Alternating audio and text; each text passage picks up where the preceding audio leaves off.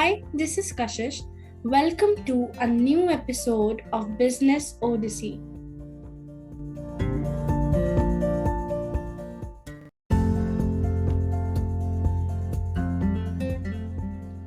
Hello, we are Lakshmi and Laura, partners in the journey of building community of practice.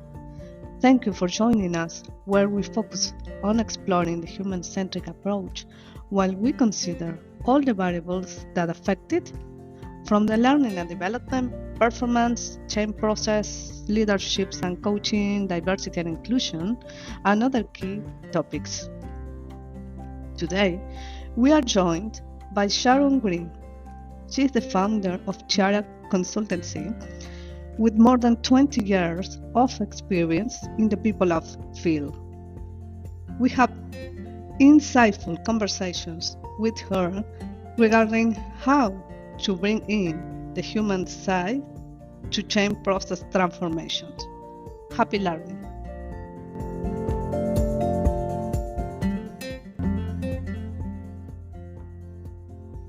Let's go to the interview now.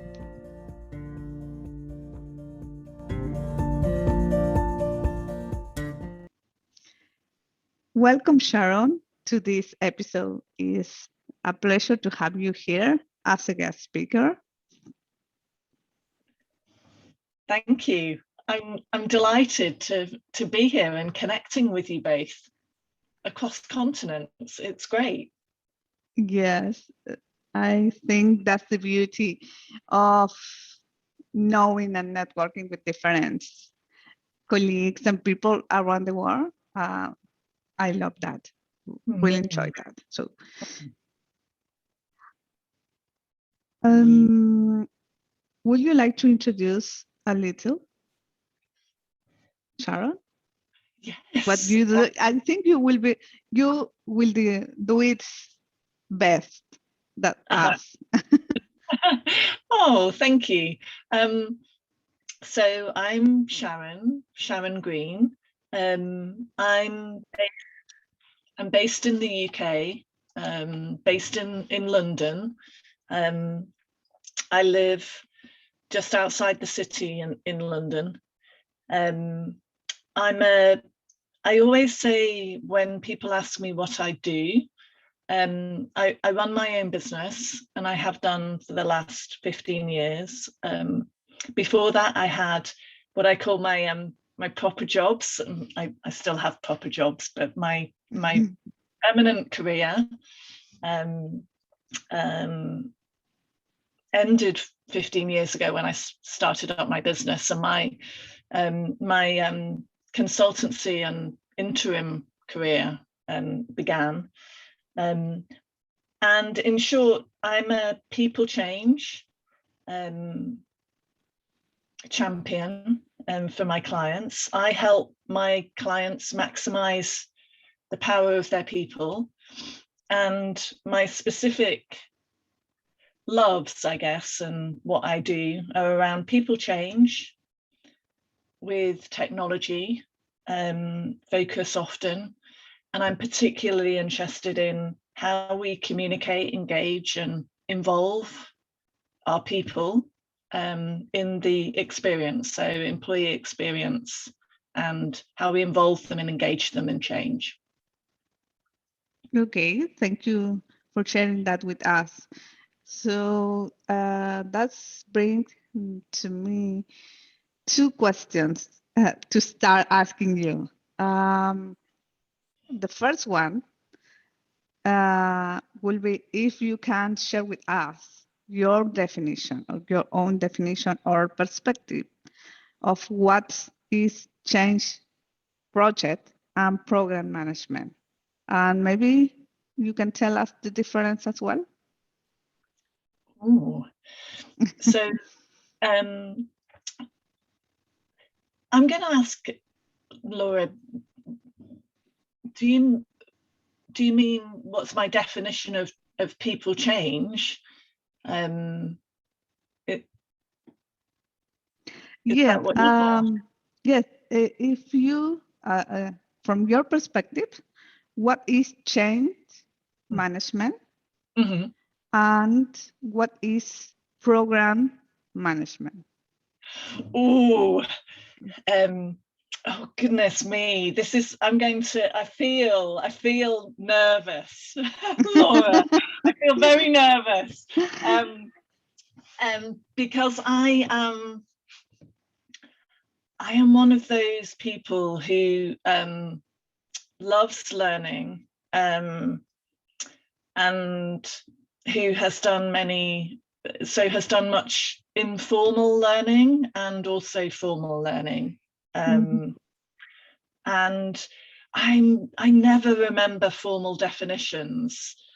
So when people ask me, I feel nerves immediately, because there are so many people who can quote formal definitions so well, and I'm very envious of that skill.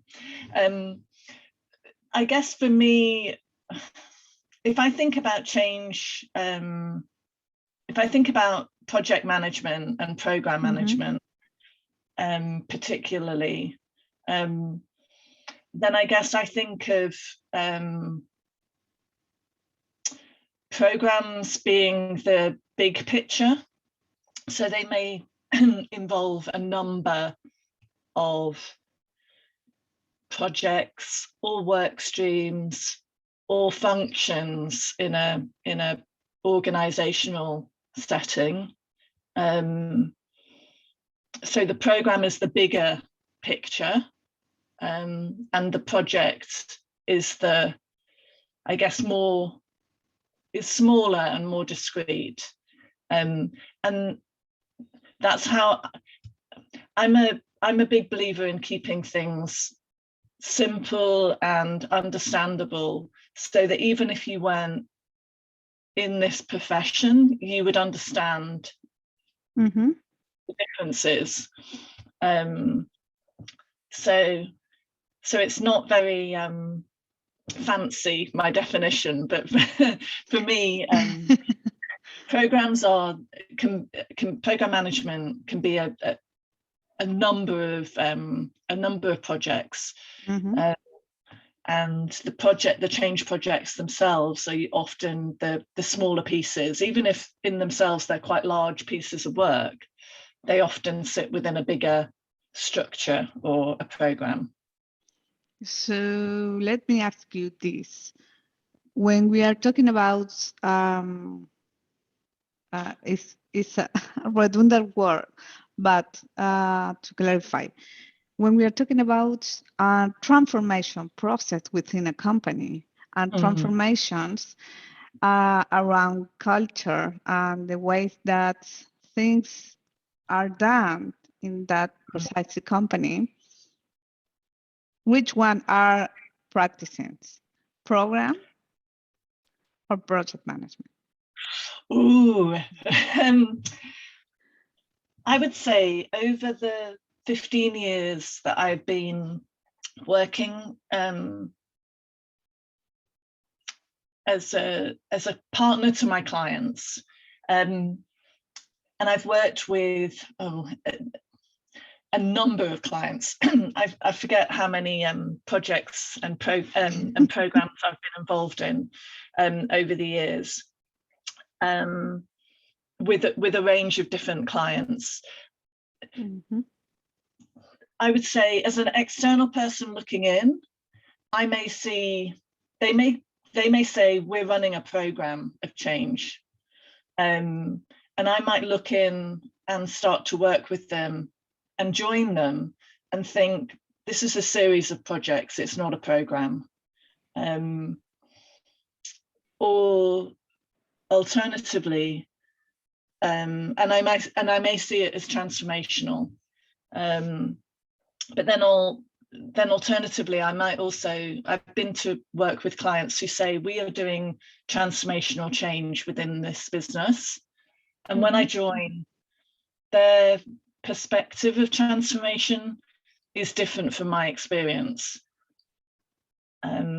So I think that sometimes how we define it is based on the context and the experience of the people leading and doing it. I have worked on what I would call large-scale transformation change programs. And yeah, they're on a big scale, 12,000 people, changing the way that the company operates, their target operating model, for example. They're looking to save millions of pounds or dollars. All of the many different functions are involved. I'm a people person, so you might have the human resources function, the learning and talent function. You may have the IT and systems function, finance, and so on, property, and therefore then I realized, then I think this is transformation. And then I go to another client who says, oh, we're doing transformation, and it feels like in comparison to that, in my experience, looking at it through my lens, it looks like a project approach rather than a program.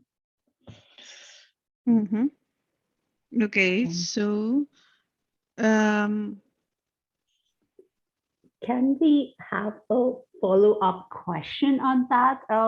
If that's okay, Laura and yes, Sharon. please. Exciting. Sure. Okay. So, I mean, with such a huge experience that you bring to the table, Sharon, definitely you would have seen that everybody have their own perspectives around what transformation is, program management, change management, project management, and all that. And when you interact with them and you see that, okay, the perspective that I as an external consultant have is not what this client is saying. The client is meaning totally altogether a different piece he's bringing in. So how do you go about, what are those next steps that you might have gone ahead and taken in your earlier, client, experiences and all? Like, how do you help them understand?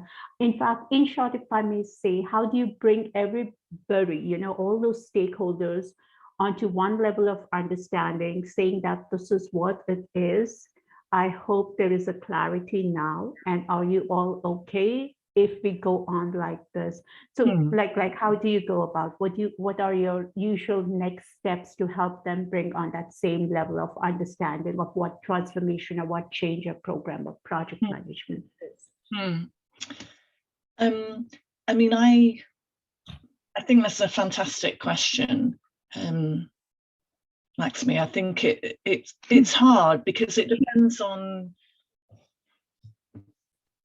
because I think I approach every client with a kind of respect that they are the experts within their business.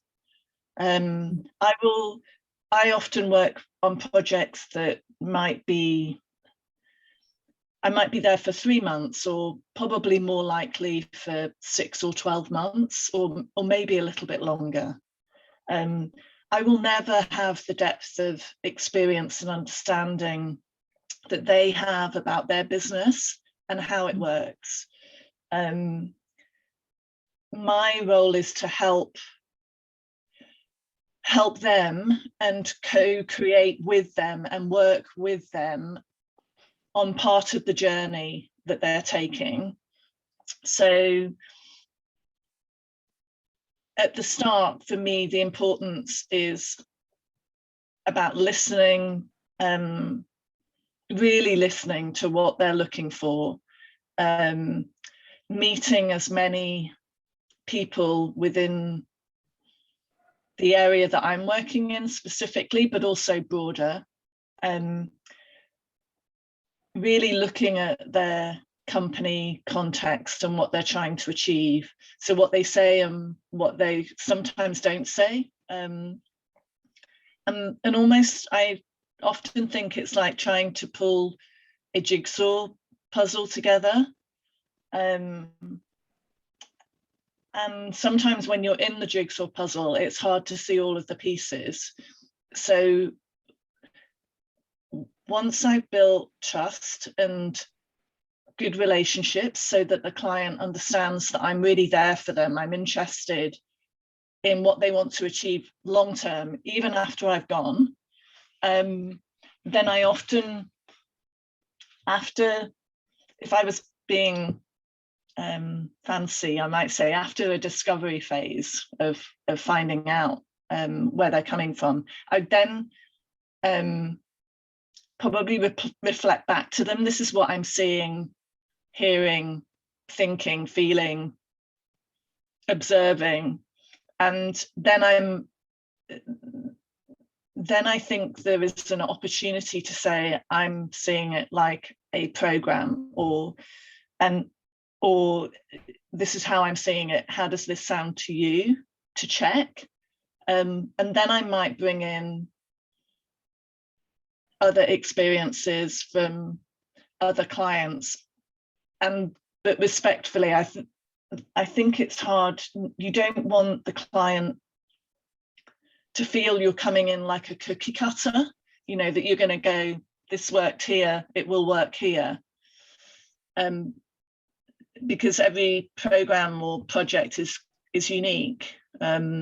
So I think it's getting a balance, but there is an opportunity as an external person looking in to sensitively replay that back and help the client to question or clarify what they're actually looking to do. Does that answer the question? Yes, Sharon. It's you talked through some very important elements, if we may say so, and Laura would agree on that. You know, like that active listening part, and then meeting with people. You know, understanding. You know what they're saying, what they're not saying. That what they're not saying is so very important. And thank you for sharing that. And even that cookie cutter approach we can't take. So yes, in short, thank you so much, Sharon. You did answer. Yeah. So I told you before that two words resonated, or maybe a few words resonated with me. One is learning, and the other is a people person. Okay, I will add a third one, curiosity. So if we connect these three words with a human-centric approach, or yes, the human side, how or what roles, how we bring in the human-centric approach or the human side of change when practicing a change or a transformation process.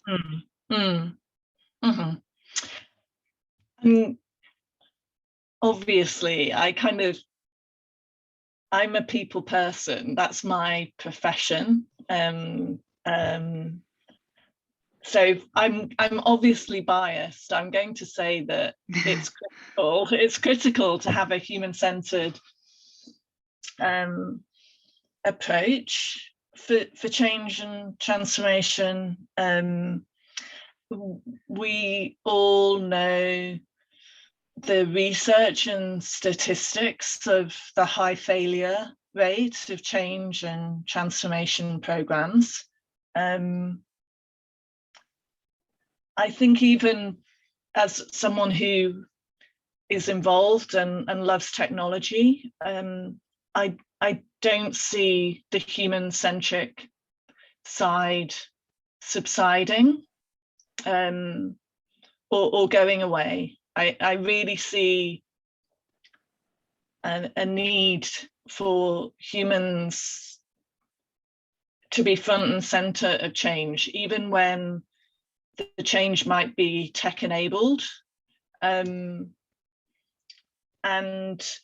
you know, I'm always kind of banging a drum saying technology is the enabler. You know, we are, the humans are the ones coding it, developing it, evolving it, using it. So for me, it's critical. And to come back to your things, or your 3 words, your curiosity, learning, and people. Oh gosh, there's, I mean, I think as change people, excuse me, we should have curiosity at our core. You know, like as a coach, when I did my coach training, they told me never to ask the question why, right? Why is a bad question. And on one level, I appreciate and I understand that, but the why question's also so important. Like, even if we rephrase it, what are we doing? You know, what's making us do things this way? Tell me more about what's happening here. Being curious uncovers so much from people within the organization, about the organization we're working with. So curiosity is just critical for me. And curiosity, I think, feeds learning, because we realize, even though we are all skilled people and working with other skilled and knowledgeable people, that there's always more to learn and uncover. And I think that is so liberating, to know that we don't know everything. I find quite empowering. And I think the people, so much of change is about engaging and involving, or sometimes having to deal with tricky people, that I don't think we can do it without them. But obviously, like I said, I'm biased. I would say that I can't get away from that. They fascinate me. They're deeply fascinating, and always unpredictable and amazing, I think. Even when they can be quite hard to deal with, or put up barriers, I still find people a source of inspiration and challenge, really, which leads to so much learning. Yes, the three words resonate with me a lot. I am very curious as well. I like to know what's really happened underneath, not just what I'm seeing. So I completely understand that. And that's for me with another question. What happens when curiosity comes from the other side? If we are talking in a change scenario, okay, curiosity is from your side, but what happens when it's in the other side? How do you manage that? Oh, I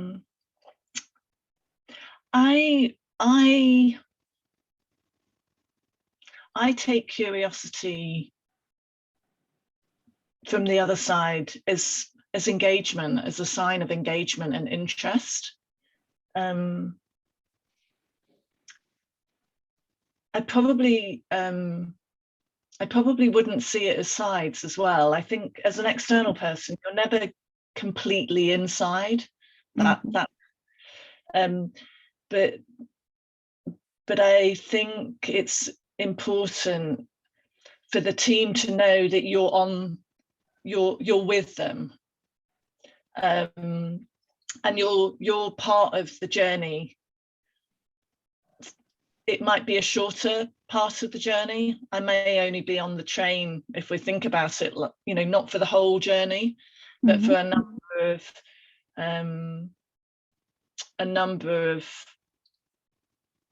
I don't know, trips through various stations, if you imagine it like that. So I think sometimes where it's hard is when people have quite strong views about external consultants, or where they've had difficult experiences, or they feel let down by an experience before. So sometimes the questions, the curiosity can feel quite bruising to hear. And I think my job is to appreciate that it's coming for a reason, and it's telling me something, even if I feel quite bruised by the way it comes. I mean, I'm a really big believer in that saying, no such thing as failure, only feedback. So I do try and take it in the spirit of what's underneath, even if the curiosity feels, and it can feel quite like brutally honest at times. But I see that as a sign that they probably trust me, that they wouldn't maybe say that if they didn't feel comfortable enough to say it. Maybe that's how I interpret it anyway. Okay. So you have shared with us key points around how do you work with your clients and the companies and within the project. So can you share with us like 2 experience that you already have? One that's implementing a project or a program, project management. I'm sorry about that. I'm nervous right now. So how do you feel in that particular project? What have you learned from it? And how did that experience go? And in the other side, if you can provide with to the audience an example of any organization that has had to implement change because they was forced to do it, and not because they wanted to do it. So, Laura, I think the first question was around sharing with the audience around a change and how it worked. Yes. And maybe some learnings from that, perhaps. So I had a few examples, but I'll pick. It's difficult. I'll pick one. I will pick one, and then one where you were saying around the implementing had to. I will choose the other. I'll use the other for that one. So I've worked with one client over a number of years on different projects at different times and with different parts of the organization. the first time I worked with them, they just joined a bigger, so they'd moved from a bigger parent organization to a new parent organization, and we're in a different, so they were a small business that was sold to a larger business. And when I first joined them, I was at the start, they'd just been bought. So that was kind of interesting, and they wanted to change their approach to how they develop their people. They'd had a lot of development in the past with their previous company, and they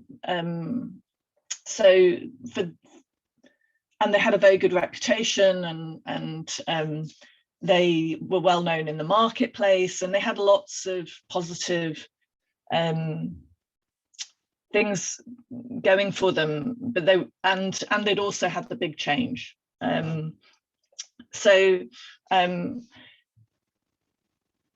They wanted to involve and engage their people more, develop them more, I guess, almost think of it like they wanted to, they were worried that other people may come and poach, attract their people, seduce them and say, come and join us, because they had such a good reputation. And that the change may result in people leaving. So they wanted to do a number of different projects. They also wanted to work out how they could be part of this bigger company, but also be unique and individual themselves. And so I helped. So that was a really interesting project, because I started a number of initiatives in the 10 months that I was there. And then when I went back to them 6 or 7 years later, I was aware that they were at a different stage in their journey. They doubled in size. They'd expanded from Europe to be global. They had a bigger team. You could really actually see the change in the business, but also some of the initiatives and projects that I had started and developed for them were still there, in a different format, in a different way. But you could see that there had been that the change that took quite a bit of time to deliver when I first started was embedded in the organization, and people didn't actually know who had developed those things. They were just there, part of the culture, which was really, really interesting. And then you know the organization, but you're also having to relearn where they are, and the people have changed. It was just a very fascinating experience, and I've since done 2 projects for them.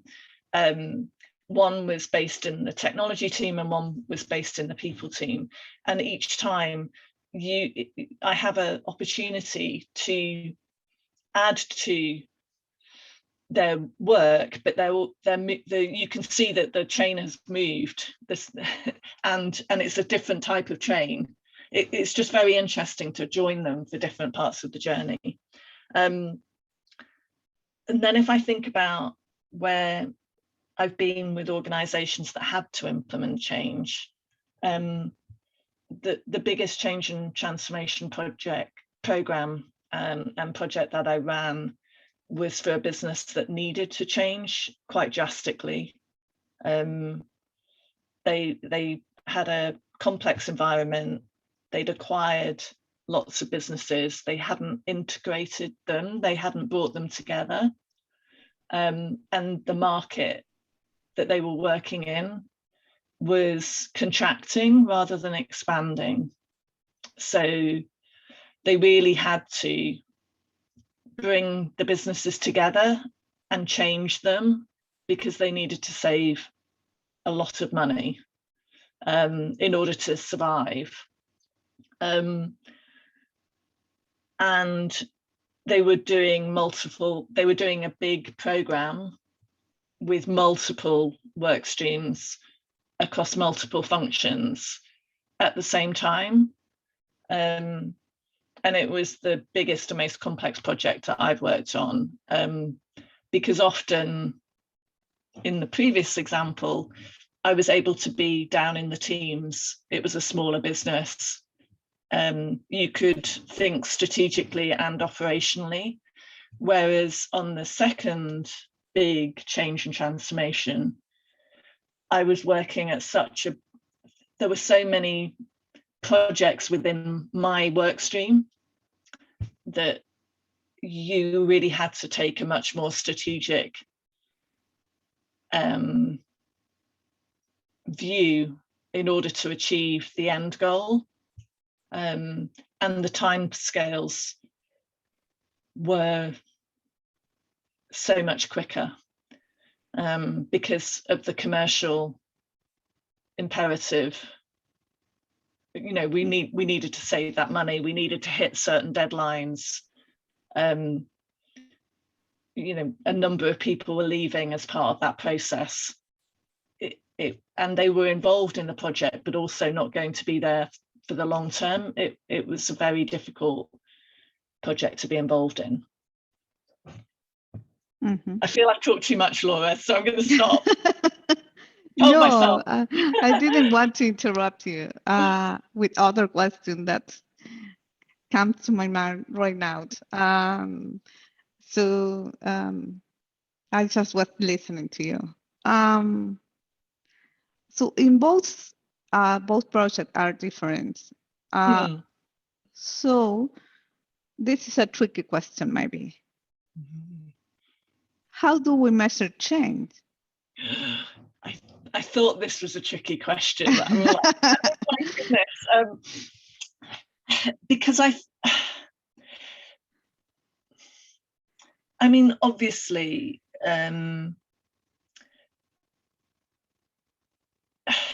Yeah, obviously we've got, you say, Laura, what were you going to say? No, it's really hard from my side, from my short experience. It's hard to tell. How do we measure change? Okay, you know, at the end of the line, okay, you see something. But how do you see? So yes, for me, it's really hard to tell. You can see, but yes.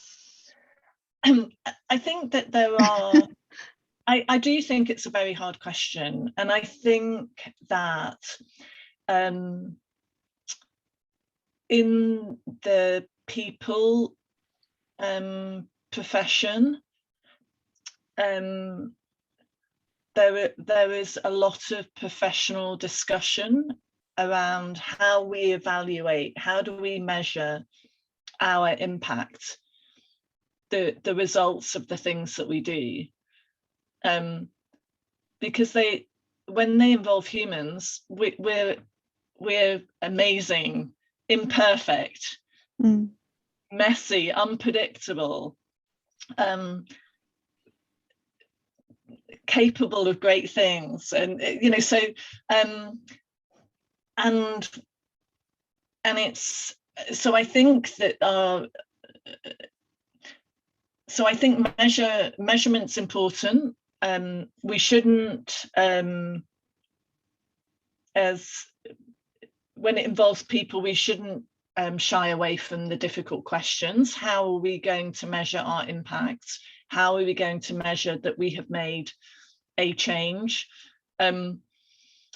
We need to strive for data. I think it helps if we, spend time at the beginning to really work out what's our purpose for doing this, what are we trying to do, what do we imagine, even if it's a hypothesis, will be the end result of this change or changes, and how might we measure that those changes have happened. So I think the planning and preparation is key. And I also think there's that famous saying, right, that what gets measured gets done, which every time I hear it, I kind of groan a little, because I think that we need to think about what we mean by measurement. And often, so if I was on an agile tech transformation, bringing the people side to that. And I'm suspicious when people try to create data and percentages of, you know, kind of benefits realizations and, you know, kind of change metrics, when you can't produce hard data.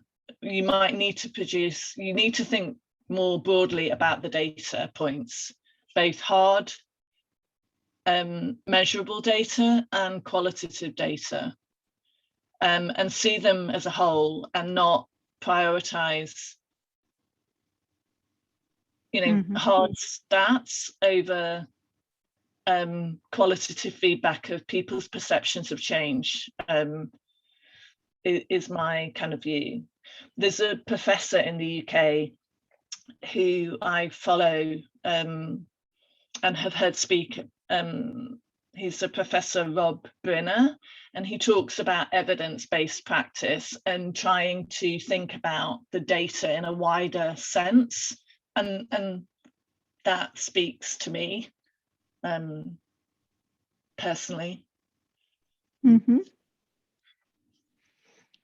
Okay, that's so at this moment we are coming to the end of this episode, and you already share amazing, I will say, I don't want to use that word, but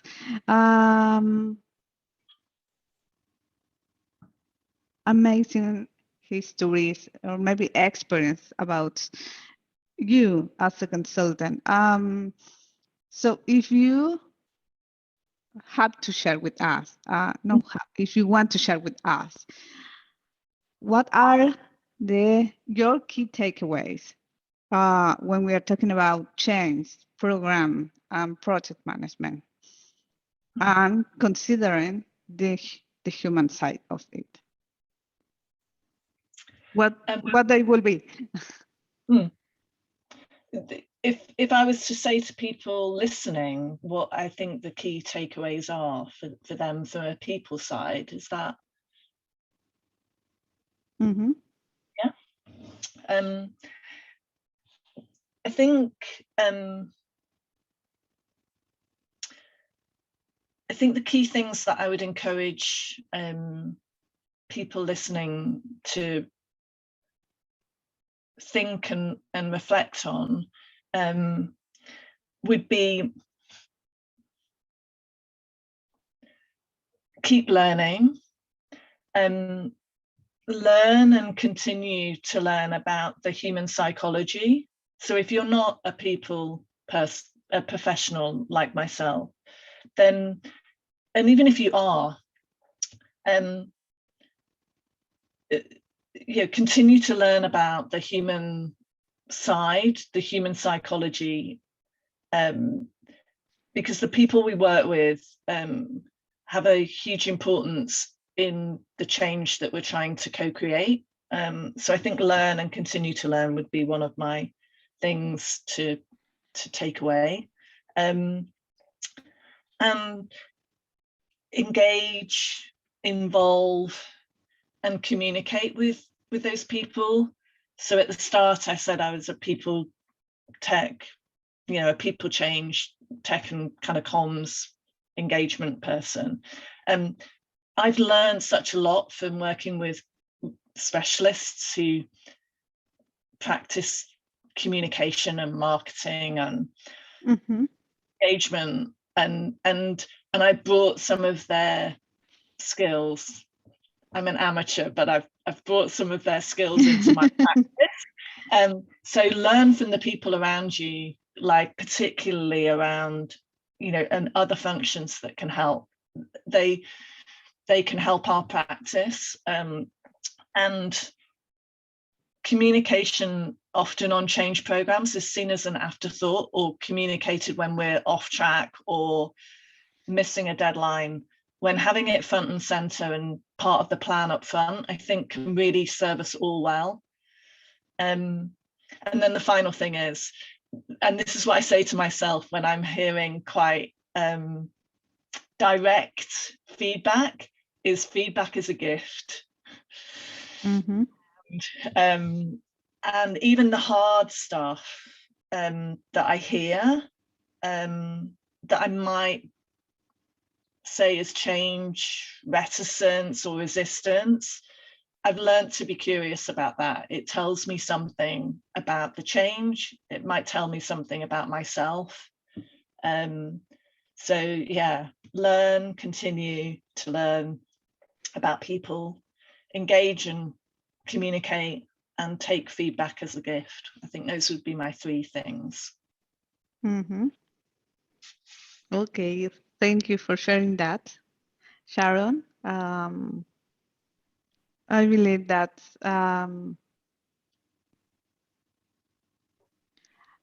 I always have kind of reflections when doing an episode. So those words that resonated with me previously, those are still there. And what's most important is that I will say that's a tricky word, but congruence, not coherence, congruence that is related with transparency.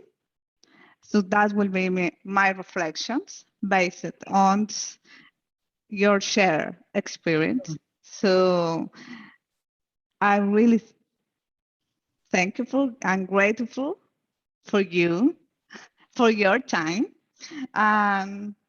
to be here with us. So those are my words to you, Sharon. It's a pleasure and it's a privilege to have you here. I will say that. Lakshmi or Sharon? No, I'm happy. Lakshmi is going to say something. I just want to say thank you for the opportunity. I've enjoyed it. Thank you. And Lakshmi. Yeah, thank you, Sharon. I completely resonate with Laura. You have, there were so many key terms, right? Key words, which really have a very, there is a weightage, there is a lot of importance. And I just love the last piece that you said, right? Learn, continue to learn, and feedback is a gift. In fact, I've gone ahead and made a note at my end so that, I take that as an inspiration, and remind myself. But I believe you have really passed on a plethora of great knowledge, experience to the audience. And thank you so very much, Sharon. Thank you. Yeah. Yes. So my last question for you, Sharon. Where can people find you or reach out to you? Oh, well, they can find me I'm on LinkedIn. So I think so I'm Sharon Green. That's quite common name. So I'm Sharon Green. My company is Chiara Consultancy. Chiara is spelled Chiara, Hiara. It's an Italian word for clear, and and I should have really thought about it before I named my company, because I have to spell it every time because it's difficult to spell. So on LinkedIn, I'm Sharon Green at Chiara Consultancy. On Twitter, I'm Sharon G Chiara, and on Instagram, where I post pictures from my consultancy life. I'm also Sharon G Chiara.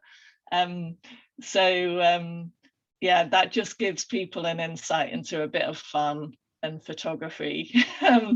But I'm across those social platforms, and I love connecting with people. And it's been such a fantastic opportunity to connect with you, Laura, and you, Lakshmi. Yes. And I'm so grateful for the opportunity. So thank you. Thank you to you, Sharon. Yeah. I'm sorry, Lakshmi, I didn't want to.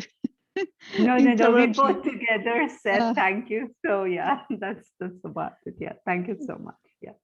Thank you, Sharon. Thank you, Lakshmi. It has been a pleasure.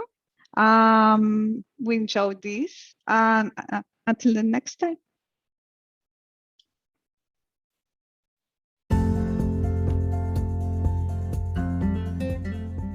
Thanks to everyone who makes these podcasts possible. In particular, thanks to the guest speakers and to you who are on the other side listening. If you liked it and were able to learn something new today, we invite you to share it with your entire network. We also invite you to subscribe to our different channels to follow our latest news. If you are interested in being part of these series, you can apply by clicking on the link that is in the general presentation of the podcast. Until next time.